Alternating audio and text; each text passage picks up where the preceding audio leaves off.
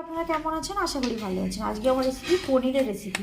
পনিরটাকে আমি কেটে নিয়ে হালকা তেলে একটু লাল করে ভেজে নিয়েছি, নিয়ে আর উষ্ণ গরম জলে লবণ দিয়ে ভিজিয়ে রেখে কড়াইতে ওই পনির ভাজা ওই তেলটার মধ্যে দিয়ে দিয়েছি কালো জিরে ফোড়ন আর গোটা গরম মশলা, আছে টমেটো পেস্ট, আর এখানে কাজু কিশমিশ চালমগজ আর সাদা তিল পেস্ট করে রাখা আছে। আর এখানে একটু আদা বাটা কাঁচা লঙ্কা ছেড়ে ধনে বাটা।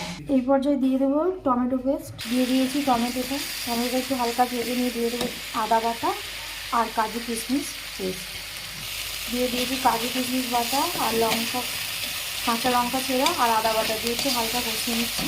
এই পর্যায়ে দিয়ে দিয়েছি সামান্য একটু লঙ্কার গুঁড়ো, হলুদ গুঁড়ো, জিরের গুঁড়ো, ধনের গুঁড়ো আর স্বাদ মতো লবণ। আর এখানে একটু চিনি অ্যাড করে, চিনির বদলে আমি একটু তাল মিশিয়ে অ্যাড করেছি। একটু ভালো করে মশলাটা কষিয়ে নেবো।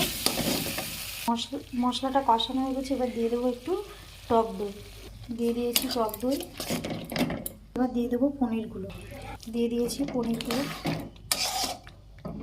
1 থেকে 2 মিনিট একটু হালকা আঁচে ঢেকে কষে নিচ্ছি। পনিরটা কষানো হয়ে গেছে, এবার দিয়ে দেবো একটু সামান্য লিকুইড দুধ,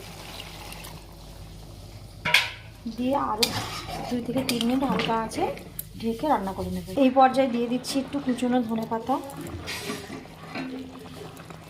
দিয়ে দিচ্ছি সানরাইজের গরম মশলার গুঁড়ো, দিয়ে দিয়েছি সানরাইজের গরম মশলা আর ঘি।